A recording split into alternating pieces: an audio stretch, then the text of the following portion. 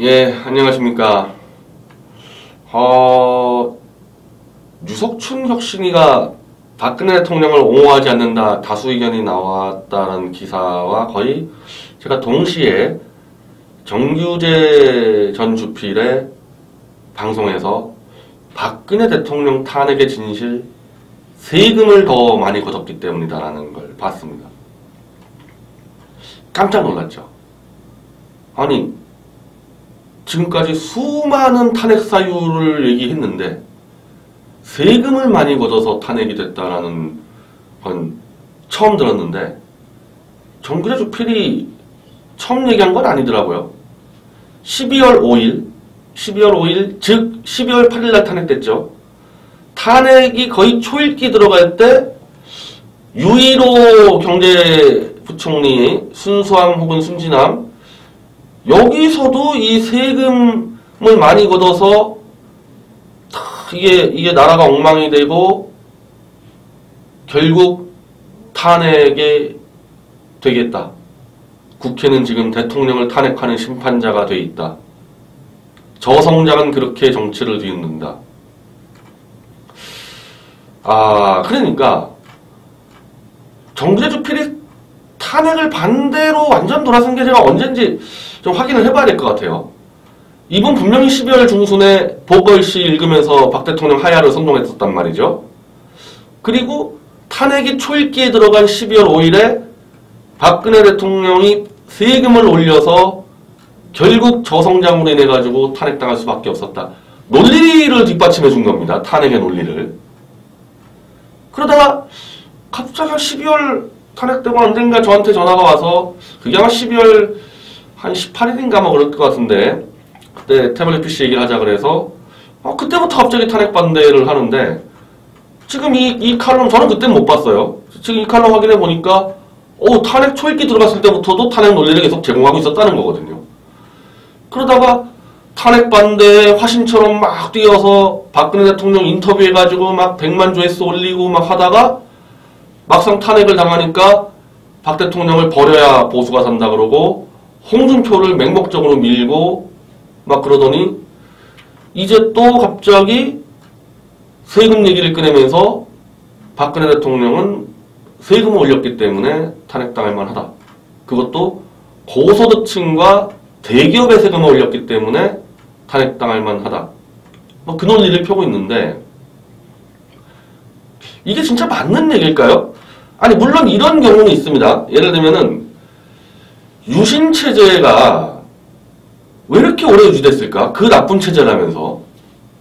그건 사실은 그 비밀에 있는 겁니다. 유신 때 중화학공업 투자하면서, 그리고 중동 건설 붐이 일어나면서요, 14% 성장을 해버렸어요. 경제 성장률이. 그러니 정치체제가 좀 억압됐다 하더라도 경제가 급성장해버리니까 국민들이 받아들여진 겁니다. 그러다가 이게 이제 투자가 이제 과열되기 시작하니까 이게 이제 뭔가 쓰러지는 겁니다. 경제가. 경제 안정화가 쓰러지는 거예요. 물가가 엄청나게 올라갈 수밖에 없잖아요. 그러면서 결국 유신체제가 정말 내렸다. 이게 경제적 접근으로 보는 유신체제니까 그 이면에는 그런 문제가 들어갈 수가 있는 거죠. 그리고 4.19도 마찬가지거든요.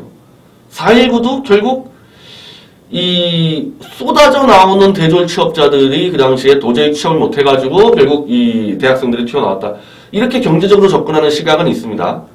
그러니까 만약에 그렇게 본다면은 박근혜 대통령의 탄핵은 세금을 올렸고 경제 성장률이 2% 정도밖에 안 됐기 때문에 한마디로 경제를 망쳐서 탄핵을 당했다라고 주장을 할 수는 있죠. 그러나 그게 정말 맞을까? 이상하잖아요. 왜냐? 박근혜 대통령이 탄핵되면 문재인이 대통령 되는 것은 거의 기정사실화하죠. 내각제 기회주의 세력들이 판짜지 못하는 이상은 무조건 문재인이 대통령 돼야 되는 건데, 문재인은 무조건 세금을 올린다고 국민들이 다수가 다 알고 있지 않습니까? 지금 올리잖아요, 문재인이 세금? 대기업하고 고소득자? 아니, 대기업과 고소득자에게 세금을 올렸다고 박근혜 대통령을 탄핵을 했는데, 국민들이, 정규재 말대로 하면은. 그런데 더 세금을 올리는 문재인을 대통령으로 모시고 문재인에게 70% 물개박수를 치고 있다? 이거 어떻게 설명할 겁니까? 이 부분에 대해서. 말이 안 되는 얘기 아니에요? 그리고 박근혜 대통령은 세금을 최대한 안 올리려고 노력을 했죠. 증세 없이 대기업 비과세 면제, 과세 면제를 줄여가지고 증세를 한다. 그러니까 세율을 올리지 않고. 그런 방식으로 세금을 올려서 1년에 한 15조 정도를 더 걷었다는 거 아닙니까? 그러니까 세금 걷는 체제를 좀 더 강화시켜가지고 1년에 15조씩을 더 걷어서 한 5년간 60조를 걷었다. 더 4년 60조니까 한 15조, 뭐 12조. 그렇게 된 건데 그걸 박근혜 대통령은 선거 때 공약으로 내걸었어요. 증세 없이 그러니까 세율을 올리지 않고 세금을 더 걷겠다. 그 방식으로 하겠다. 그거 다 알고 찍었잖아요. 그거 다 알고 찍지 않았습니까? 반대로 문재인은 증세를 하겠다. 세율을 올리겠다. 그러니까 박 대통령은 자기 공약대로 한 거예요. 근데 그것 때문에 탄핵을 당했다? 박 대통령이? 담뱃값 이것도 정규재 씨 아이디어입니까? 담뱃값 내리자고? 담뱃값 올렸죠. 뭐 저도 사실 이거 담뱃값 올리는 거에 대해서는 전 조금 좀 반만 했었는데 이런 걸 얘기하면서 이 홍준표 패거리들에게 이 주문하는 거예요. 자, 담뱃값 내리자, 인하하자 이러면서. 제가 볼 때 세금하고 탄핵 관련된 게 없습니다. 세금을 박 대통령식으로 올리는 게 옳으냐 그르냐 논쟁을 할 수 있지만은 그것 때문에 탄핵당했다. 그러면 지금 문재인은 지금 바로 탄핵당해야 지금 바로 당해야죠. 저는 문재인 씨도 탄핵당할 가능성이 상당히 높다고 보는데 세금 때문에 탄핵당할 가능성은 요인 중에 하나겠지만은 문재인 씨는 저 국제관계 파탄내가지고 탄핵당합니다. 국제관계 문제예요. 물론 경제도 지금 세금 때문에 지금 문재인 씨가 지금 세금 올려가지고 경제 파탄내고 있는 게 아니잖아요. 전반으로 파탄내고 있지 않습니까? 근데 요거를 이 시기에 슬쩍 올려가지고 한다? 뭐 좋게 보면은 문재인에게 세금 올리는 거에 대해서 경고를 할 수 있는 거죠. 경고를. 너 세금 올리면 탄핵당한다. 이런 경고용일 수도 있지만 전 좀 이 정규재라는 사람의 이 순수하게 안 봐요. 이제는. 아 이분은 옳고 그름을 따지는 사람이 아니라 자기 패거리의 이익을 어떻게 관철시키냐 그게 더 우선되는 사람이니까 이상하잖아요. 유건일 씨가 갑자기 탄핵 세력과 손잡아야 된다면서 박근혜 대통령을 완전히 그냥 자폐증 환자로 밀어붙이는 거의 거짓 음해 칼럼을 쓰지 않았습니까? 그리고 유석춘 혁신이가 이제 박근혜 쉽게 얘기하면 버리고 간다고 지금 얘기를 하고 있고 요 타이밍에 정규재 씨가 박근혜는 세금 때문에 탄핵당했다. 뭐예요 이게? 박근혜 대통령을 버리는 논리를 계속 제공하는 겁니다. 유석춘, 유건일, 정규재 내일은 또 누가 나올지 모르겠죠.